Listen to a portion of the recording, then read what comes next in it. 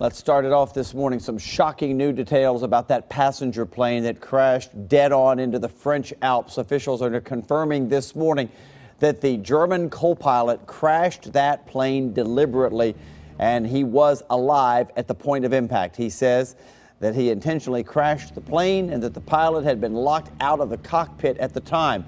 150 people were on board and are presumed dead now, including 3 Americans. Of course, we'll have the latest on this story throughout the morning. And another breaking news story to share with you. A deadly house fire has claimed the life of a man and a child. This morning, 2 other children are recovering in the hospital from that fire. News Channel 5's Matthew Torres has been getting the latest information all morning long. And Matthew, how are those other kids doing?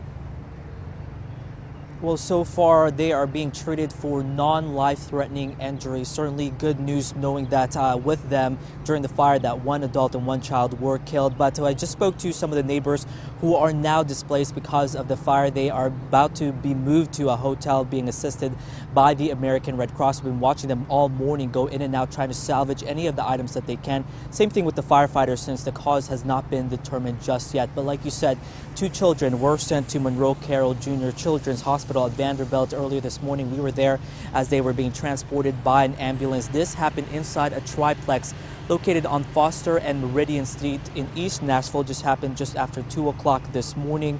Firefighters said they were met with heavy smoke and flames, and they got it under control just within 15 minutes. So far, they think it may have started from the back unit. They think it may have started in the living room of the back unit.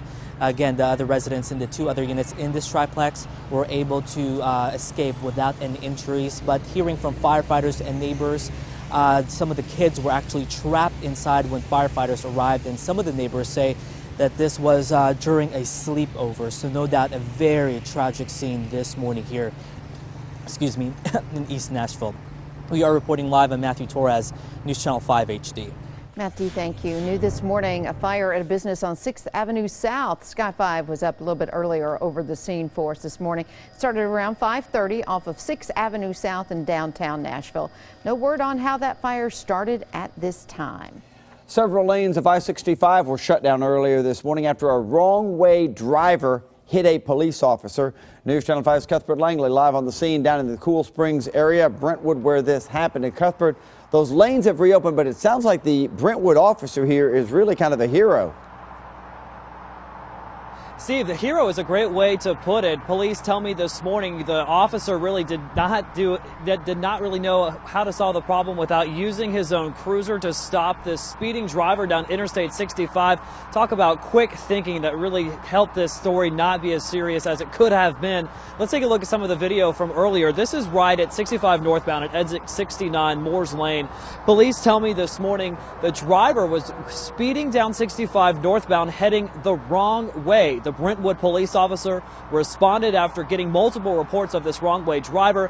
When he got to this area, he thought there's really no way to stop this driver other than using his cruiser to stop the car. So that's what he did. He was injured, but I'm told those injuries are minor, thankfully. So he's in an area hospital right now in Williamson County being checked out. I just checked with THP, the Tennessee Highway Patrol. That's the main agency handling this crash this morning. Patrolmen there tell me that they have not really figured out exactly what kind of charges the driver is going to face. They are interviewing the officer right now to get a better glimpse of exactly what happened this morning. But again, thanks to some quick thinking on behalf of that Brentwood police officer, this story it turned out to have a much better ending than it could have.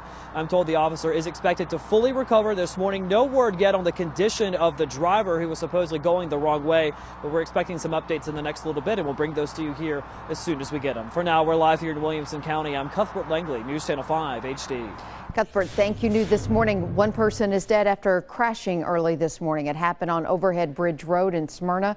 Only 1 car was involved and the driver did not survive. No word yet on what caused the crash. Investigators aren't releasing the victim's name until the family is notified.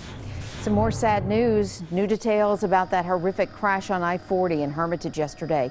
5 people were in a Dodge Neon when the driver pulled over to sleep, but instead of pulling onto the shoulder, the driver stopped in the far left lane. That's when a van slammed into them. 2 people in the Neon were killed. A 3rd remains in hospital in critical condition. All of the victims were from out of state. No word if any charges will be filed. Also new this morning, a man breaks into one of the Mid-State's most popular malls and then attacks a security guard. It happened at Opry Mills around 2 this morning. It's not clear exactly where he tried to break in, but he was taken into custody. No word on how seriously the guard was hurt either. We've got calls into Metro for more details. As soon as we get an update, we will let you know. Right now, the search is still on for those 2 missing girls from Perry County. They were last seen about 15 hours ago. Alexis Cook and Lori Copley were seen in Linden around 4 o'clock yesterday. Deputies say the 2 13-year-old girls disappeared after getting off the school bus near the Perry County Community Hospital that's on Highway 13 and Marsh Creek Drive. If you've seen these 2 girls, call authorities 931-589-8803. The search is also on now for a man who disappeared in Putnam County about 5 days back. Kevin Lindley from Columbus, Ohio, went to the Middle Tennessee Dragway in Buffalo Valley Saturday. Problem is he's not been seen or heard from since. If you have any idea where he may be, contact the Putnam County Sheriff's Department this morning. Murfreesboro police are on alert this morning after a report of a flasher spotted outside the local YMCA. It happened at the Murfreesboro Y off Thompson Lane. Witnesses say the driver of a large white van parked in the lot, and as the Y employee walked past the vehicle, she noticed the man exposed and touching himself inappropriately in public. As she went inside to call police, the van took off. Police did get a description of the vehicle. It had advertising for some type of medical supply company on the side and was labeled with the number 152152. The license plate also was out of Ohio. So if you have any information, call police. And detectives are cracking down on heroin suppliers in Nashville. That's because 4 people have died. 4 have died from apparent overdoses from the drug in just 4 days. A man was found dead Sunday afternoon inside a car on McIver Street. And on Monday, another overdose at a home on Queen Anne Drive. Just last night, in fact, 2 men were discovered inside a home on Bonifaire Drive. All of the victims were suspected drug users. An elderly man caught mailing himself 14 pounds of pot will not spend any time behind bars. A judge sentenced John Harris to 2 years probation and a fine. The 74-year-old was arrested last fall after DeKalb County deputies found the drug package at the Liberty Post Office. We're told the drugs are estimated to be worth $100,000.